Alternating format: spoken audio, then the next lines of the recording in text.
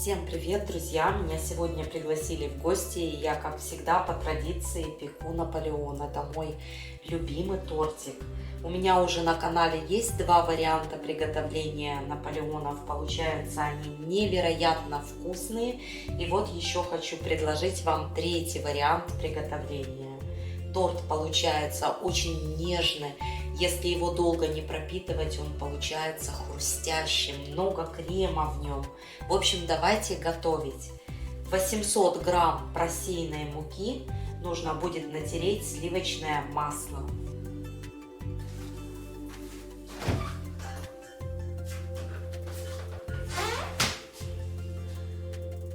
Масло из холодильника.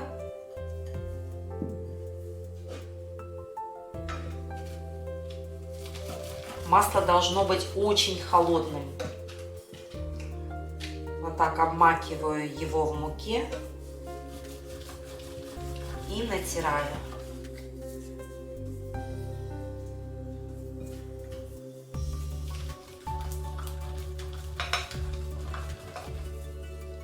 В рецепте понадобится 800 грамм муки, 250 грамм сливочного масла, муку рекомендую тоже отправить предварительно в холодильник. При приготовлении теста для Наполеона продукты должны быть одной температуры, холодные. Масло не должно растворяться в муке, оно должно быть вот такими вот хлопьями. В центре делаю углубление. Добавляю одно среднее яйцо, чайную ложку соли, 300 грамм сметаны.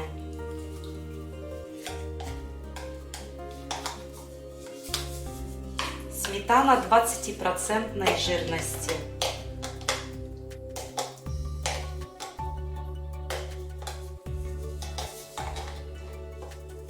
Чайная ложка 9% уксуса. Замешиваю тесто.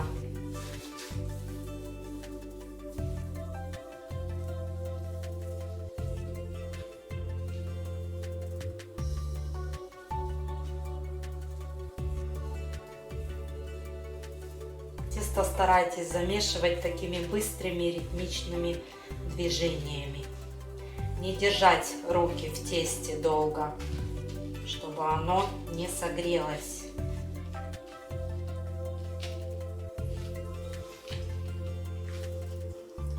И вот теперь тесто нужно будет еще подмесить на столе.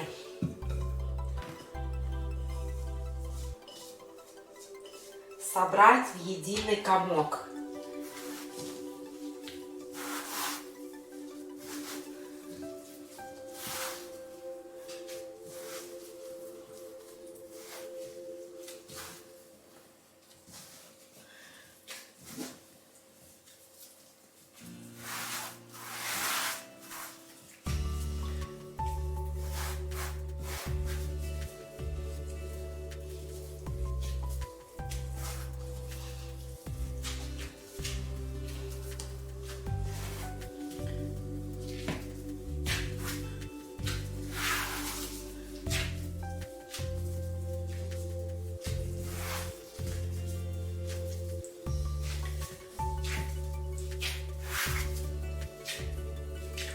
Еще раз повторюсь, все продукты должны быть одной температуры, очень холодные. Сметана, масло сливочное, мука. В итоге получается вот такое тесто. Тесто не липнущее, очень мягкое, хорошо держит форму. Тесту нужно будет дать отлежаться в холоде приблизительно 1 час. Формирую такой вот брусочек.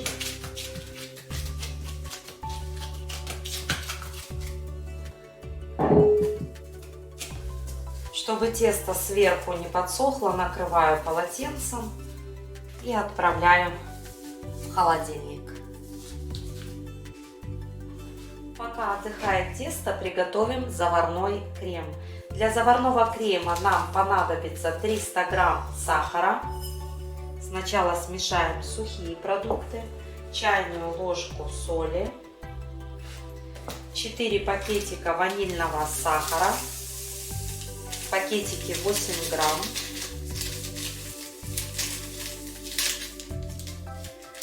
120 грамм кукурузного крахмала. Все хорошо перемешиваю. Добавляю 500 мл холодного жирного молока, 3,8% жирности. Перемешиваю. Добавляю 4 желтка, желтки средних яиц.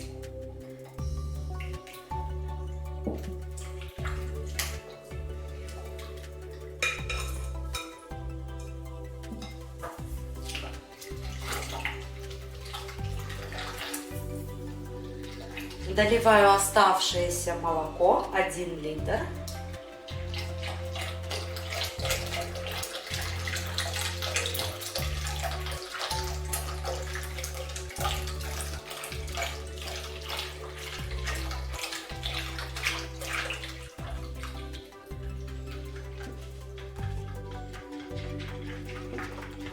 Для того, чтобы крем получился однородный, без единого комочка, крем нужно будет предварительно процедить. И потом ставлю на плиту, довожу до кипения и после закипания готовлю около 3 минут, постоянно помешивая. При приготовлении крема рекомендую выбирать толстостенную посуду. Если крем чуть-чуть подгорит, если вы его не будете мешать, это очень нежный крем, поэтому рекомендую помешивать, то вкус торта с подгорелым кремом будет испорчен.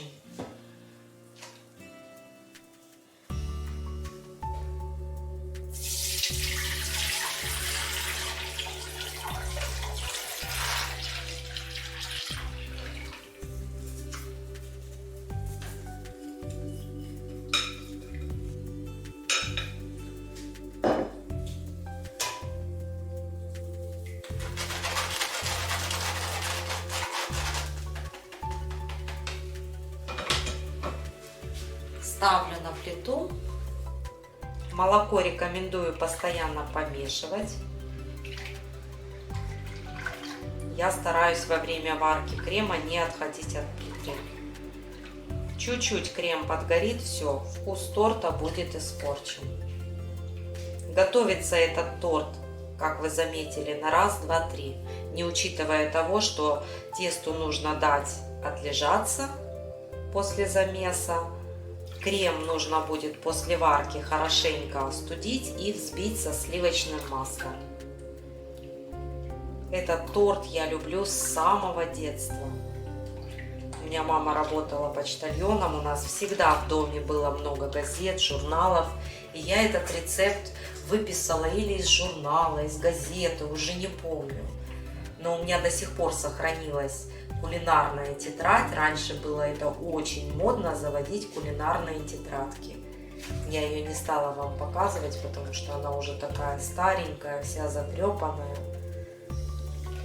Показываю рецепт приготовления моего любимого торта.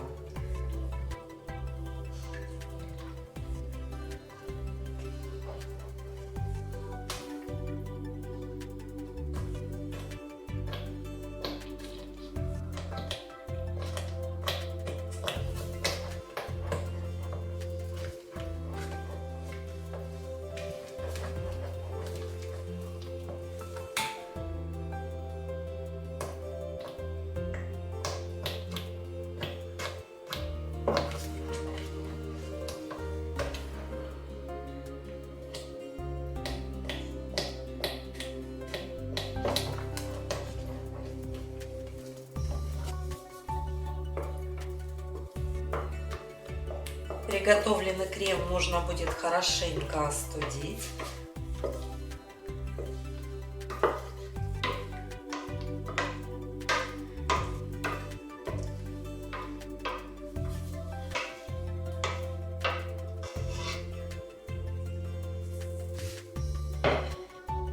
Крем отправляю в прохладное место, даем ему хорошенько остыть.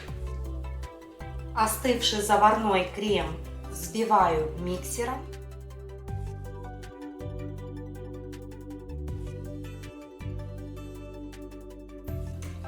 Добавляю 250 грамм размягченного сливочного масла.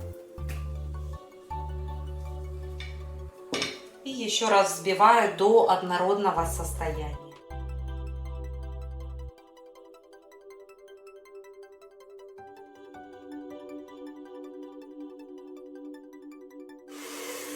Чтобы усилить аромат крема, аромат ванили, добавлю пару ложек рома.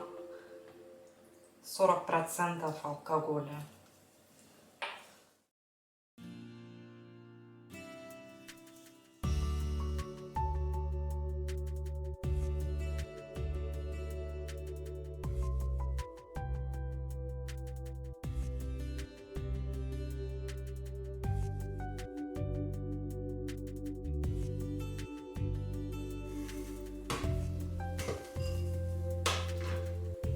В итоге получается вот такой плотный,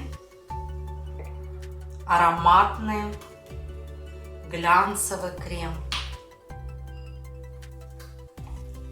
Крем отправляю в холодильник.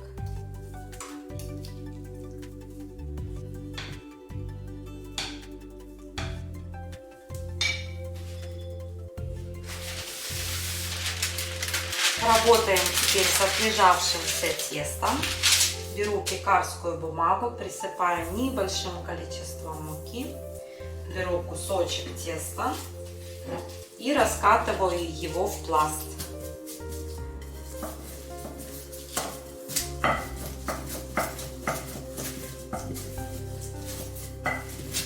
Раскатываю так, чтобы было видно клеенку. Чем тоньше раскатаем корж, тем вкуснее получится Наполеон.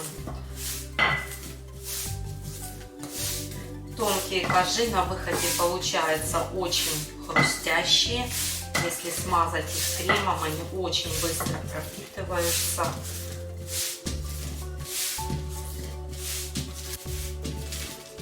Коржи буду выпекать в заранее разогретой духовке на 180 градусов. Пеку до золотистого цвета.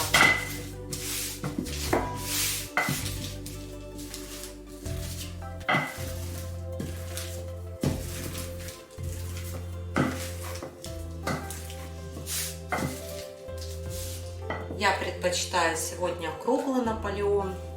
Беру тарелку диаметром 27 сантиметров, вырезаю круг.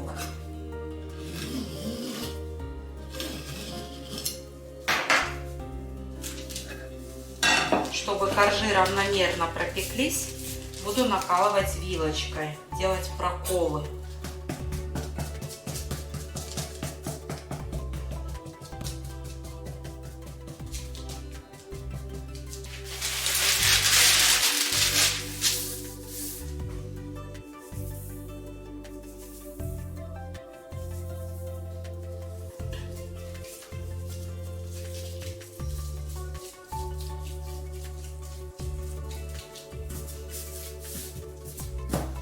У каждого пекаря своя техника работы с тестом.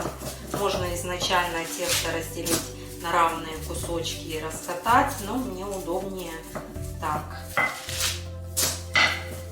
Тесто не требует в работе муки, оно не забитое мукой, поэтому я вот отрываю столько, сколько мне нужно, остатки снова закладываю. И вот так вот буду поступать, пока не перепеку все коржи.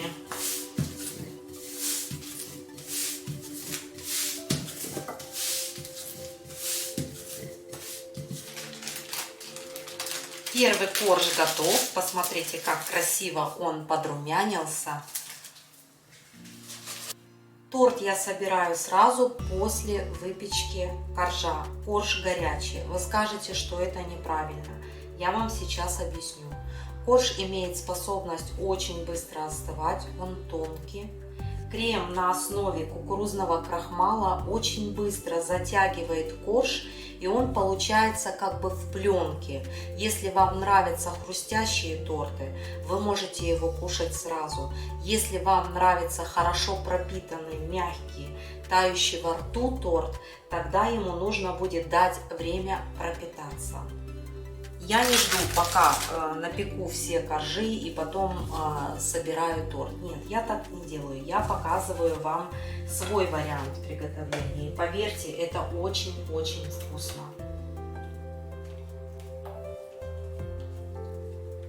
Начинаю сборку торта.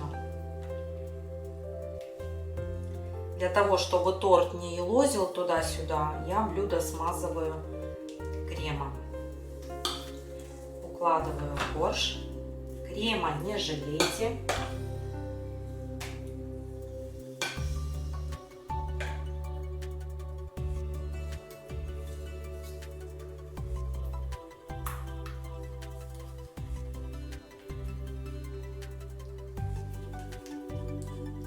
Все крема, которые я готовила для Наполеонов, они не растекаются, они затягиваются на корже, ложатся очень плотно. Поэтому следуйте рецепту, готовьте правильно крем, и у вас получится очень вкусный наполеончик.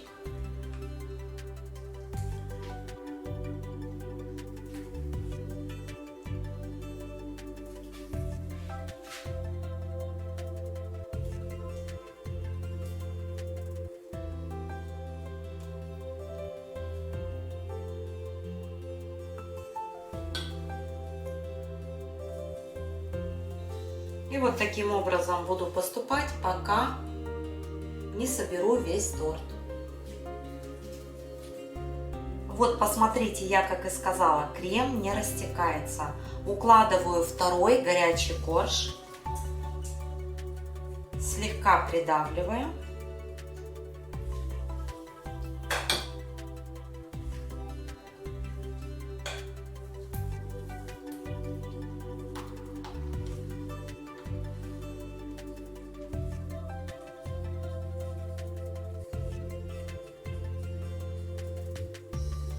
Крем старайтесь наносить равномерно.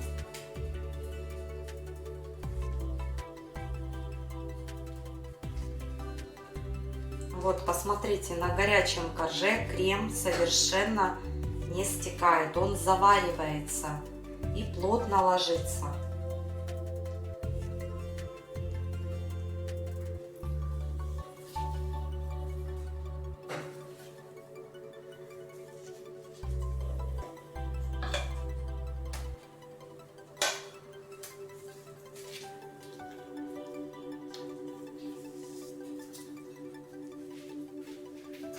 Укладываю последний 9-й корж. 10-й корж пойдет на обсыпку торта.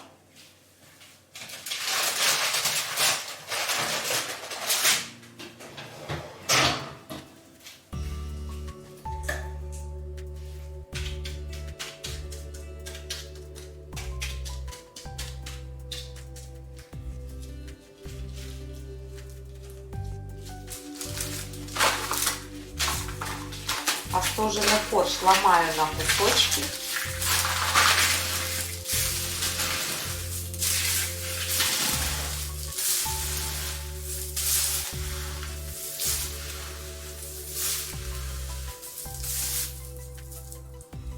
И раскатываю скалкой в мелкую крошку.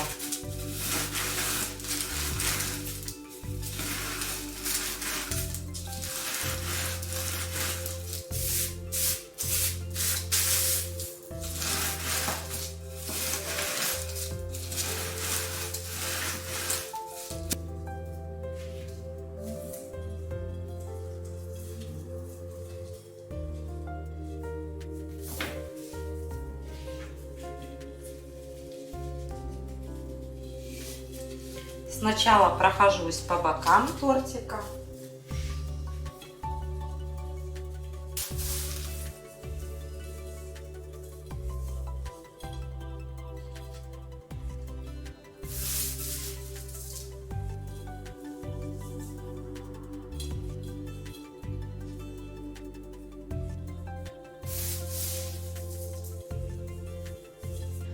До разреза тортика еще далековато, ему нужно будет дать сейчас хорошенько пропитаться. На 1 час отправляю торт в хорошо проветриваемое помещение, а потом приблизительно на 3 часа тортику нужно будет дать настояться в холодильнике. Он очень вкусный, когда холодный. Торт обязательно накрывайте, потому что он имеет способность в себя впитывать посторонние запахи. Он очень нежный по своей структуре.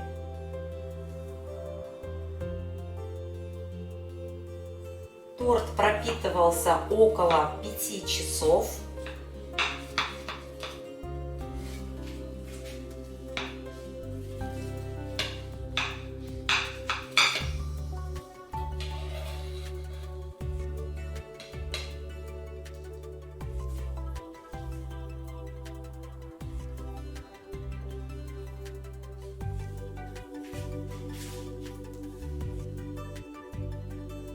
Наполеону не нужна реклама.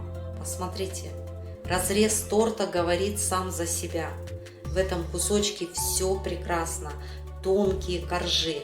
Каждая тонкая полоска теста пропитана нежнейшим кремом и видна на срезе. Очень много крема. Тортик сочный, ароматный. Наполеон оставит незабываемое наслаждение. Настоятельно рекомендую вам устроить себе любимым и своим близким праздник живота и испечь этот зачетный торт. На сегодня все. Всем пока и до следующих встреч в новом видео.